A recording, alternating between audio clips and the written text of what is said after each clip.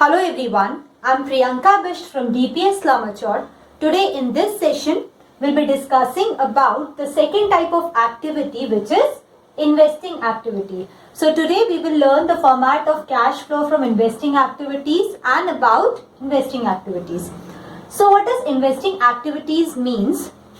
Investing activity means acquisition and disposal of long-term fixed asset. Acquisition and disposal of long-term fixed assets, where acquisition means purchase of fixed assets and disposal means sale of fixed assets. So in operating activities, we were recording the revenue earned by day-to-day activities of the business or the payment which is to be made for day-to-day activities of the business. But in investing activities, we will record all the amount which have been used for the purchase of long-term assets, fixed assets, and all the amount which have been received from the sale of fixed assets. So this fixed assets includes tangible and intangible assets both. So when we talk about sale of fixed assets, we mean sale of tangible as well as intangible assets. Now there are some basic concepts which is to be cleared under investing activities. See, when there is an increase in the value of fixed assets, we add that value in the fixed assets. But in case of cash flow statement, if the value of asset is increasing, at the same time the value of cash is reducing because we are investing money for purchasing new assets. So in cash flow statement, we will deduct that amount. In the same way, when the value of asset is decreasing, that means the cash is increasing. Why? Because it is assumed that that machinery has been sold. So by selling the machinery, we are receiving cash. That means the value of cash is increasing and the value of machinery is decreasing. So we will add that amount of increased cash in the cash flow statement. Let's understand this concept by an example. For example, the value of machinery on 31st March 2015 is 50,000, and in 31st March 2016, the value of machinery is increased with 60,000. So here, the machinery has been increased with the amount 10,000. So here we know that the machinery is increased with the amount 10,000. That means we are supposed to add this amount in the machinery account.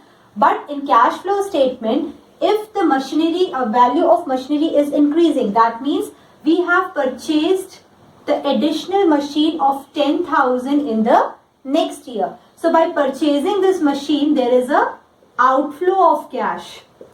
So this amount will be deducted from cash flow statement. In the same way, if the value of machinery on 31st March 2015 is 50,000 and on 31st March 2016 the value of machinery is 40,000. So this means that there is a decrease in the value of machinery by 10,000, which means this amount of machinery has been sold. So when machinery is sold, there is a inflow of cash, and when there is an inflow of cash, this amount is added in the cash flow statement.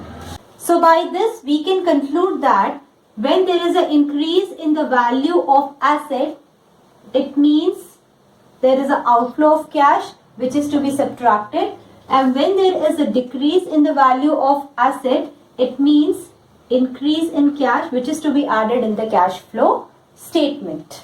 So here is the format for cash flow from investing activities. Now we will see what items are to be added and subtracted to calculate the cash flow from investing activities. So first we will see the items to be added. First is proceeds from sale of fixed asset. Now, why we are adding this? This means the amount which is, or the cash which is received from the sale of fixed assets. Here the value of fixed asset is decreasing, but by selling that asset we are receiving the cash, so we will add this amount in investing activities. Next is proceed from sale of investment. Here the value of investment is decreasing and we are receiving the cash by selling the investment. Then proceed from sale of intangible assets. Intangible assets includes goodwill, patents, trademarks, etc. So here also the value of intangible asset is decreasing and we are receiving the amount by selling the intangible asset. Then interest and dividend received. So the interest and dividend received by the company by investing share is added in the investing activities. Now we will see what are the items which are to be subtracted. First is payment for purchase of fixed asset. As these items are subtracted, so we consider it as a negative value, and we know we represent the negative value by putting a bracket on it. Next item will be payment for purchase of investment and extraordinary items. It can be insurance claim received by a company for loss on machinery by fire. So here, by adding and subtracting all these items, we will get cash flow from or in investing activities. We will write cash flow from when there is a positive value, and cash flow used in investing activity is written when there is a negative value. So we have learned about the investing activities and the format for calculating cash flow from investing activities. In the next session, we'll be solving some practical questions based on cash flow from investing activities. That's all for today. Thank you.